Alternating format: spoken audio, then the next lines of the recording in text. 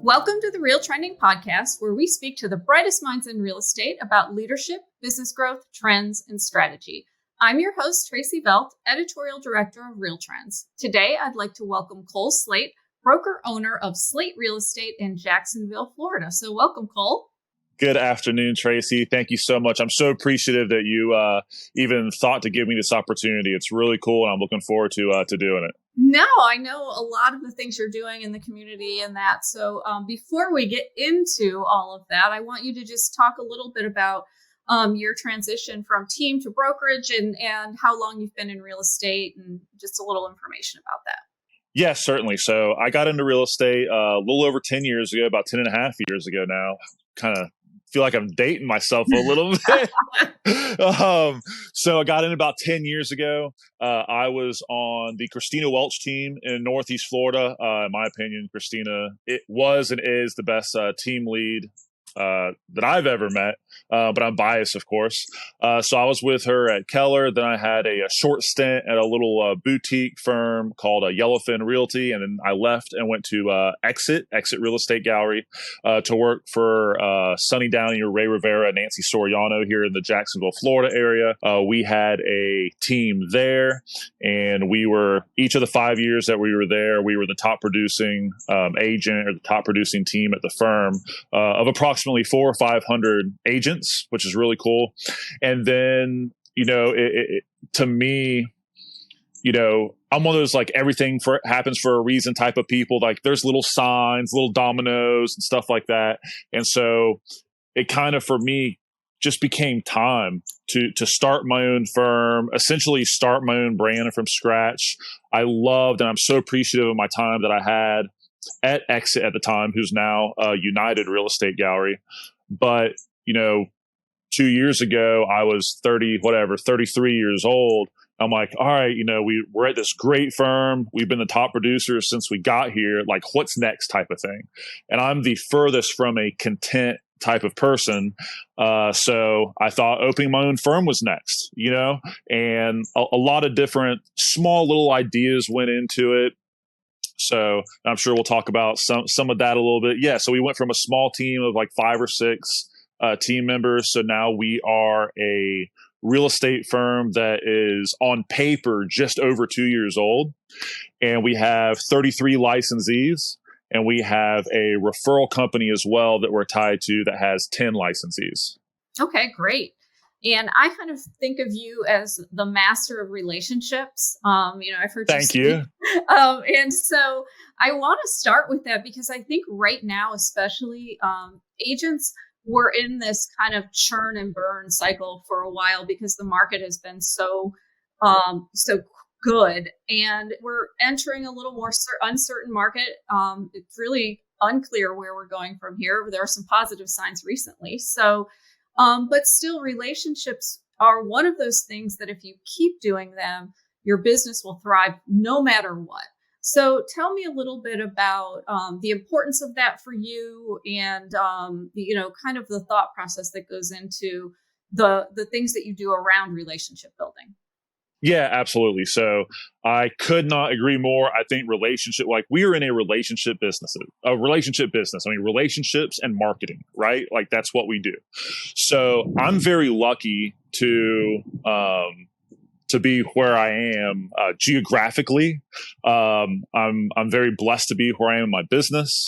My age when I got into real estate, I was 25 years old. So my friends were thinking about buying their first homes. I had a lot of very blessed dominoes fall my way whenever I got into business.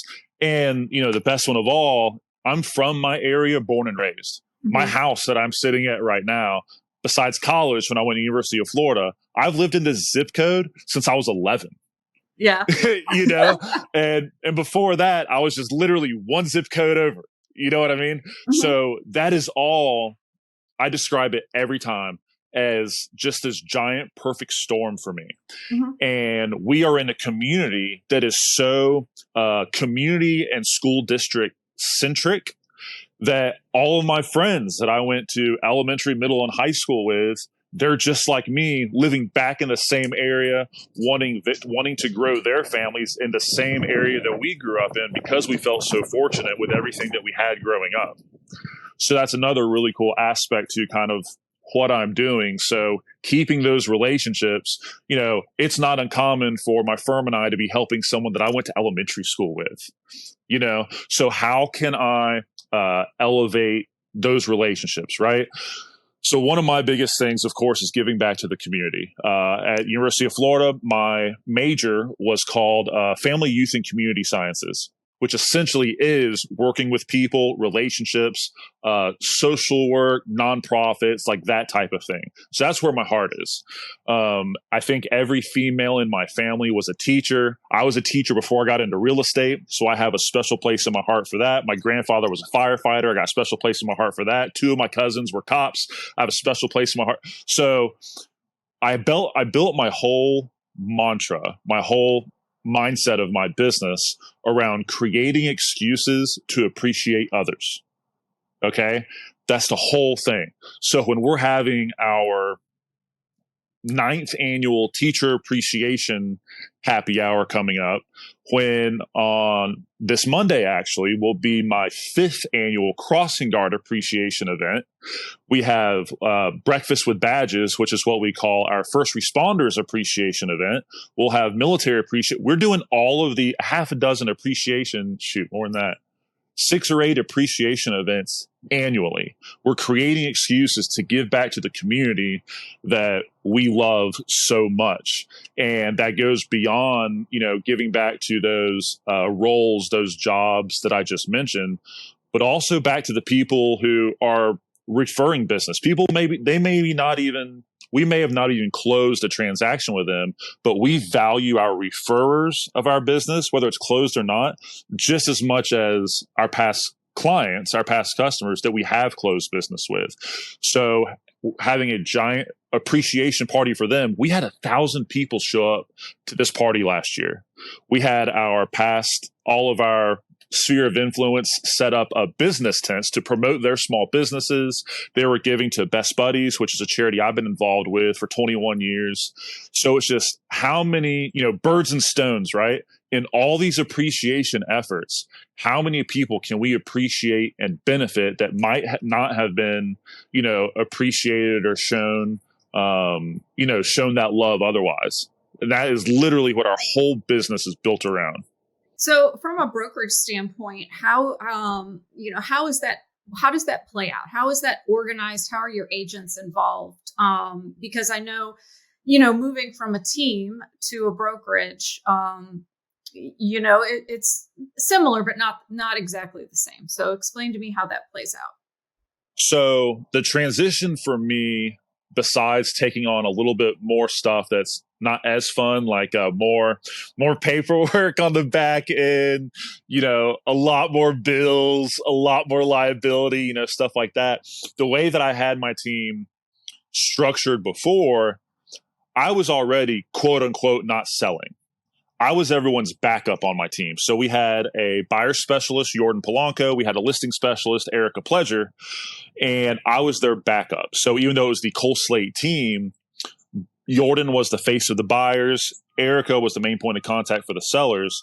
And anytime they got double booked, I was the one that showed up. If someone couldn't get a hold of them, they called me. So by me being everyone's backup, I was still able to do the broker-ish type duties, but also keep my my name and face and like everything that's going on. So now that I'm a broker, I'm nobody's backup because we have, like I said, 33 licensees.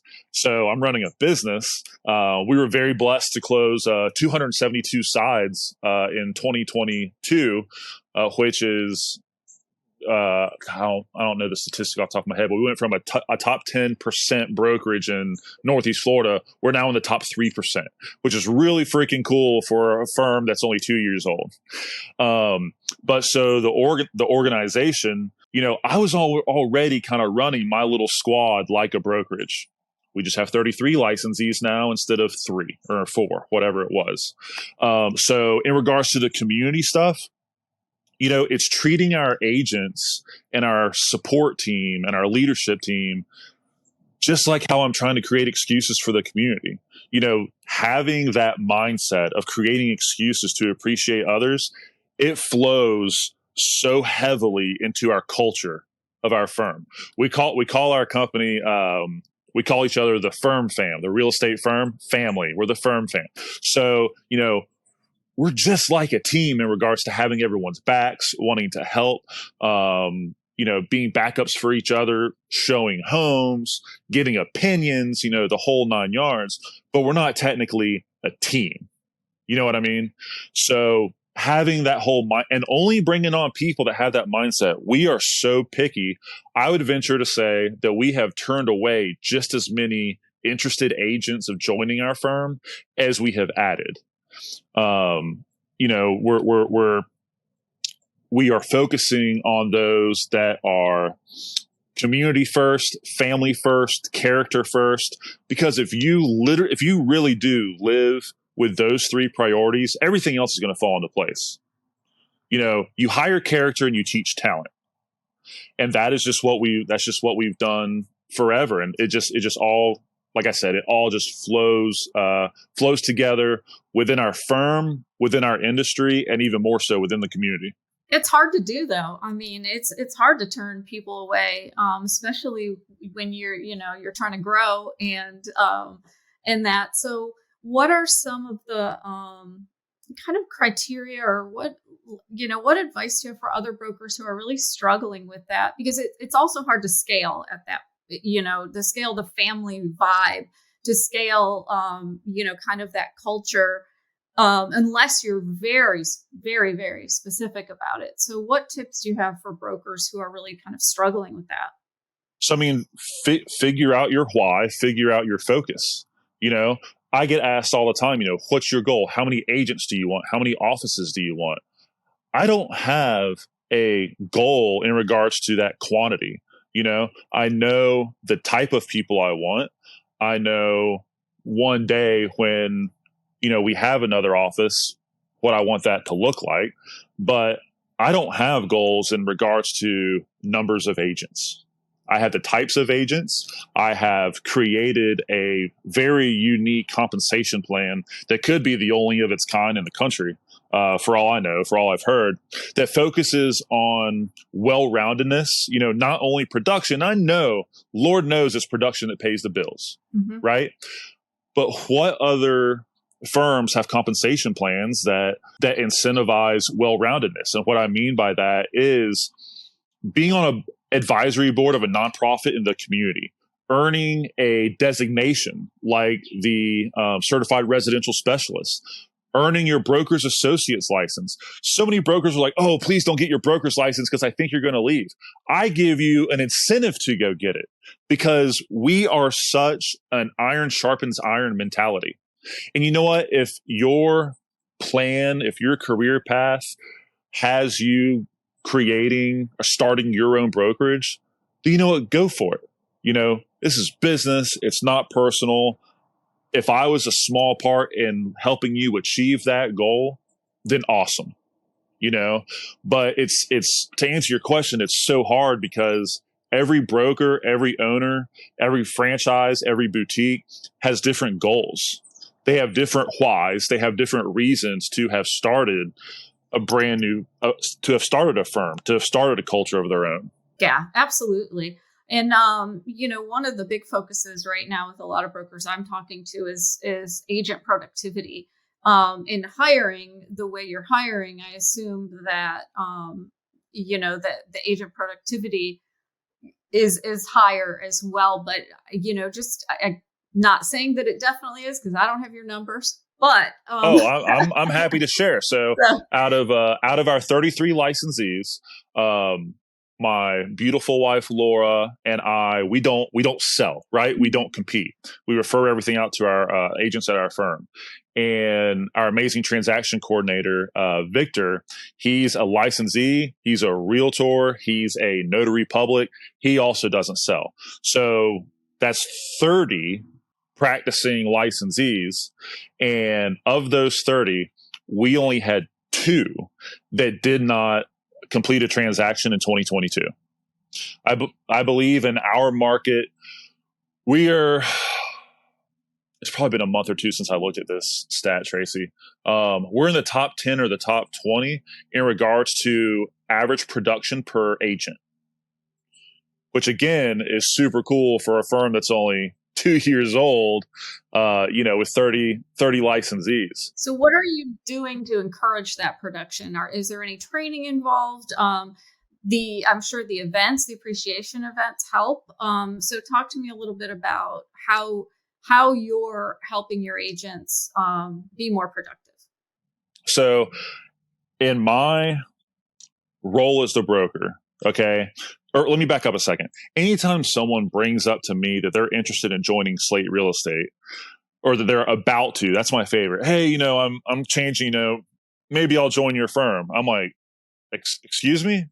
I'm like, you can send me your resume, we can take a look. And, I say that kind of jokingly because I'm so involved in the association. I'm actually secretary of NEFAR, Northeast Florida Association of Realtors this year. Mm-hmm.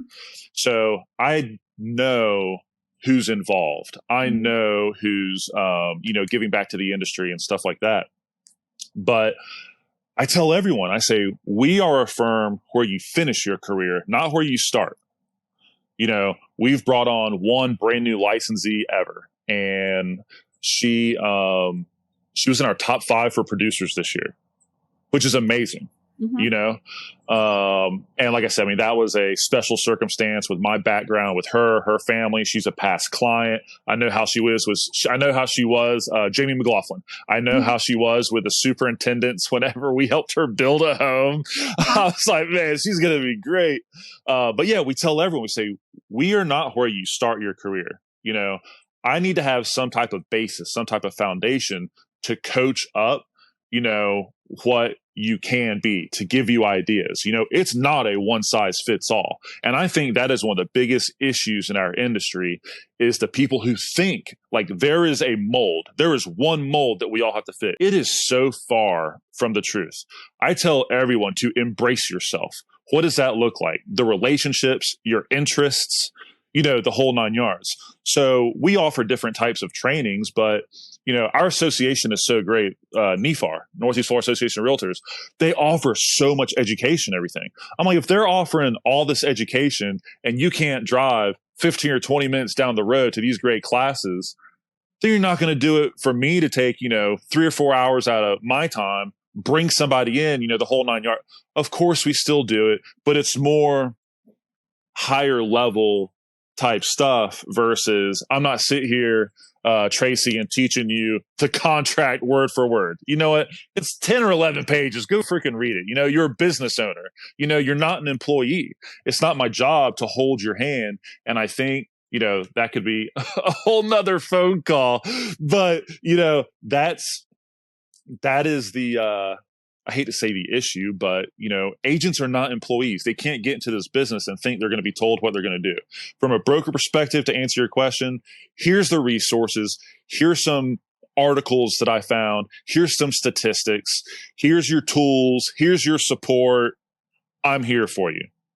I'll do one-on-ones all day long, phone calls, Zooms, lunch, the whole 9 yards, but I'm not here to hold your hand. I'm focusing on the culture. I'm focusing on the industry, the environment, the support, all that good stuff.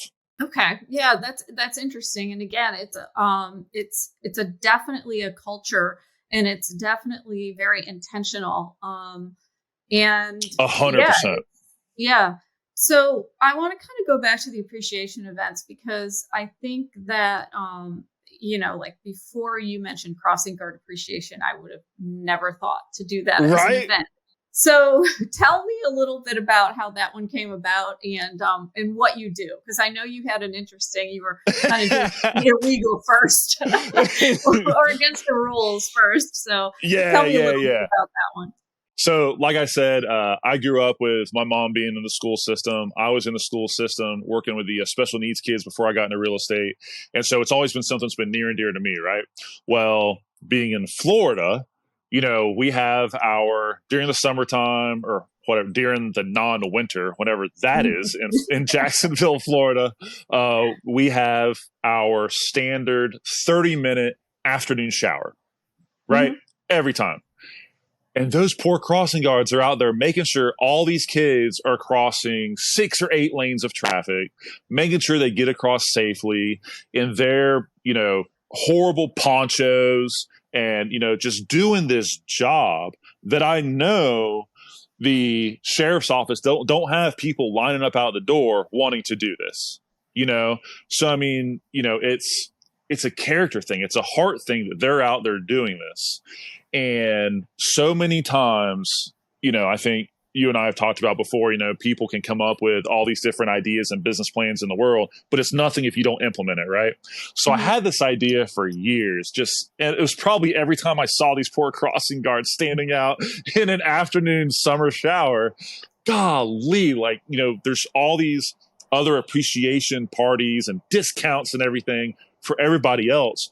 Who in the world appreciates the crossing guards? Right. So I started Googling around, and I believe, don't quote me on this, I believe it was like Governor Rick Scott or somebody that I think it's in Florida, crossing guard appreciation. This is probably less than 10 years ago. He made crossing guard appreciation, I want to say the first or second Friday in February, something like that. And so I'm like, all right, whatever year it was, 5 or 6 years ago. So let's call it 2017. 2017 comes around. Let's go appreciate some crossing guards. So my team and I jumped in my truck. We got coffee and donuts from a little, local place. Again, supporting business, not the big chains, as much as we can during these appreciation events.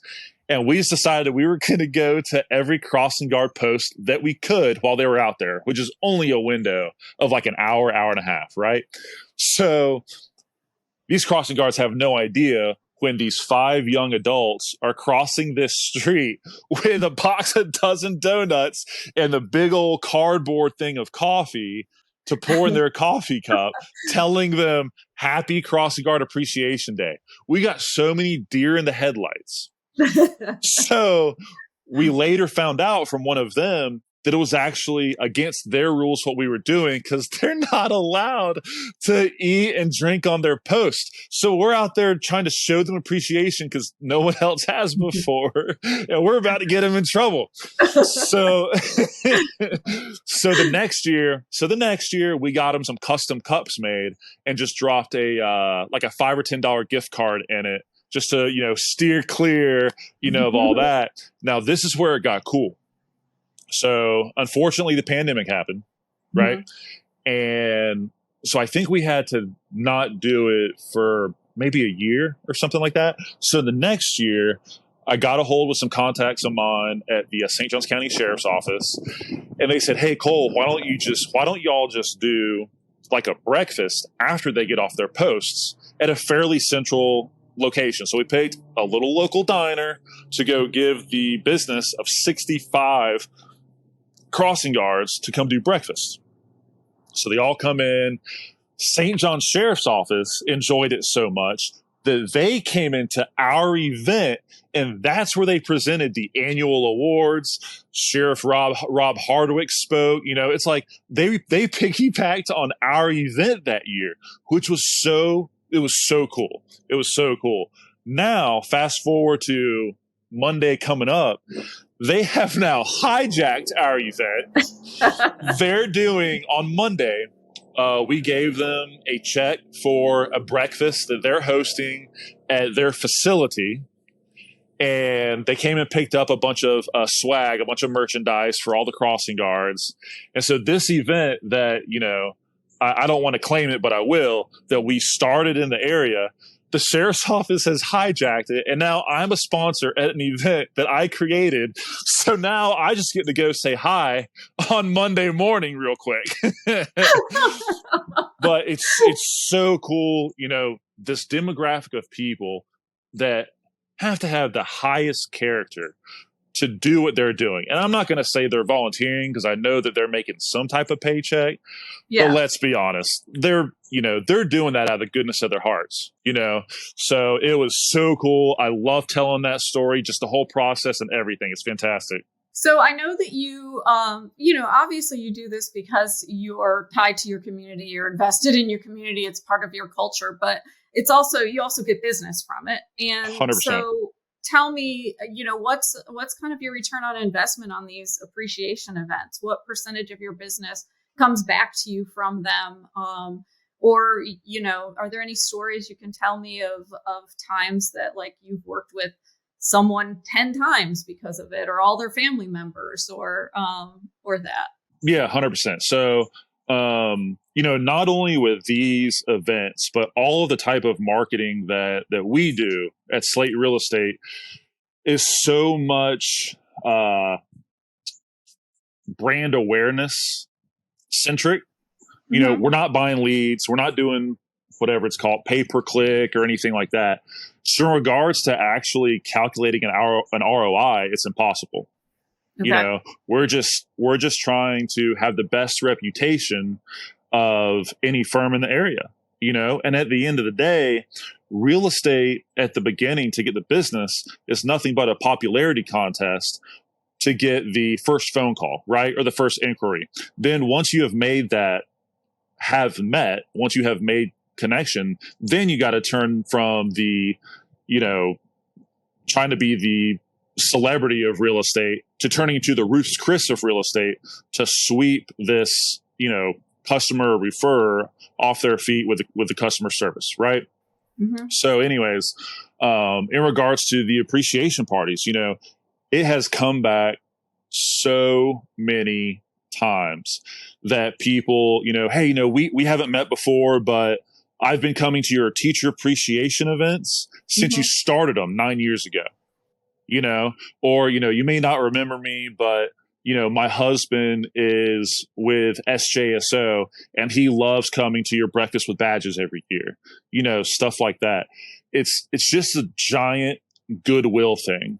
And everyone can see how sincere and how much we're doing this for the right reasons. Of course, business comes out of it, and we're so blessed and we're so appreciative that it does. But we definitely want to make sure that no one even has the slightest inkling of us doing something like that for the wrong reasons. Yeah. Now, my favorite thing that we ever did, okay, and I think I told you this story before in a different arena, but so in when was pandemic? 2020? So, Teacher Appreciation Day, National Teacher Appreciation, Week, always falls on the first full week of May. Okay? Well, it was the weekend prior to that I believe our awesome governor, Ron DeSantis, came back and said, we're going to open up the restaurants to takeout and 25% capacity. Okay. So I think it was like, I'm not even BSing you. I think it was like 3:45 a.m. in the morning when I started texting a handful of my friends who are local restaurant owners. Y'all, I have this idea. We're going to do an entire appreciation week. Okay. Every day is a different locally owned restaurant in the area. The recipients of the free meals of whatever they want, hopefully they don't take me to the cleaners too badly, are the teachers, okay, the frontline workers, because of course we're always so appreciative of them, but especially during those times, the first responders, the teachers, the frontline worker, everybody, we called it the Appreciation Week, and every day was a different restaurant. And we were talking about birds and stones earlier, right? So not only are these recipients of these free lunches and dinners and breakfast or whatever so appreciative that they're getting this, but oh my gosh, the little local restaurant owners, they're seeing their professional lives flash before their eyes. And we packed every house, we packed every restaurant on their given days. And it was amazing. We ended up buying over $20,000 worth of meals for all of those frontline workers, school district employees, and first responders. And it was amazing. That's my favorite thing I've ever done. Yeah. Is that, and you mentioned your marketing, and I just want to kind of end on that. Tell me a little, you obviously put a lot of money into your marketing, and a lot of, we've done studies on this before in our brokerage benchmarking, and advertising and marketing is where most brokers are cutting out all of their expenses and leaving it up to the agents to pay for those because of margin compression and just a drain on their resources and especially in an uncertain market.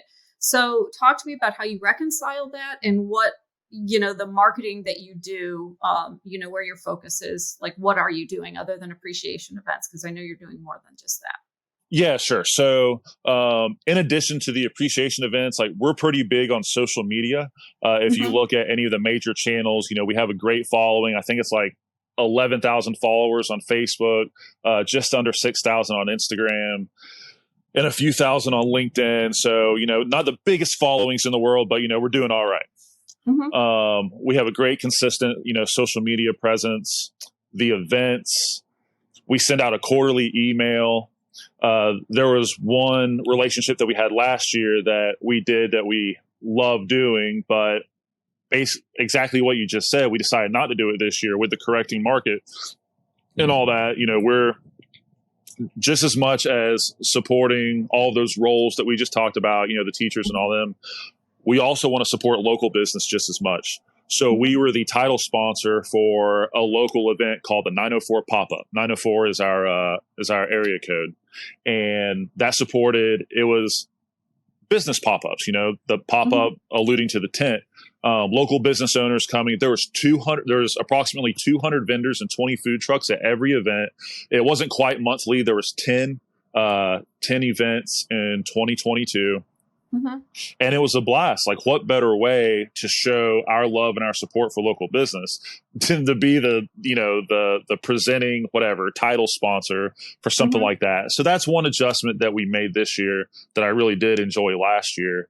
But, with the events, for example, like if we're doing drawings for teachers or, something like that, we are reaching out to our preferred partners, our industry partners that we have, at the end of every year, we have our agents vote. I say, give me your 3 favorite lenders, title companies, insurers, and home inspectors. Okay.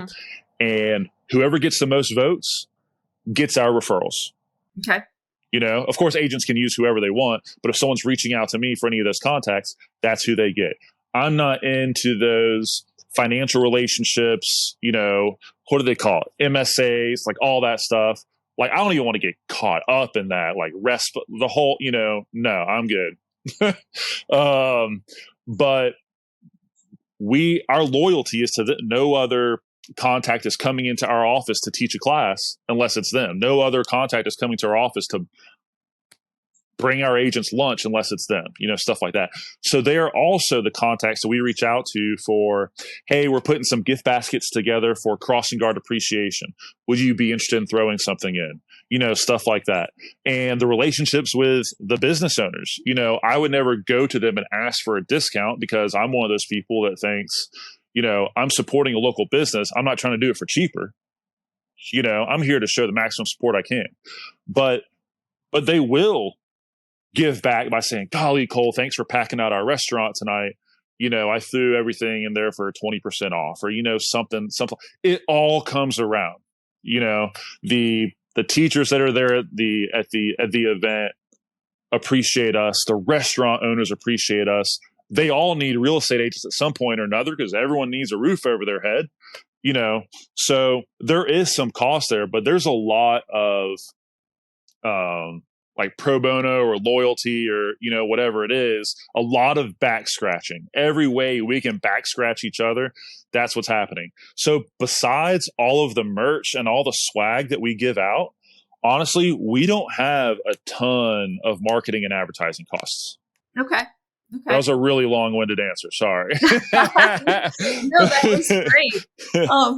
Well, Cole, this has been great. I think that you had some really great ideas for our audience, and just love the transition that you've made and the culture you've created at your brokerage. So thanks for joining the Real Trending podcast. We really appreciate you sharing your wisdom. Thanks, Tracey. It's always a pleasure talking with you.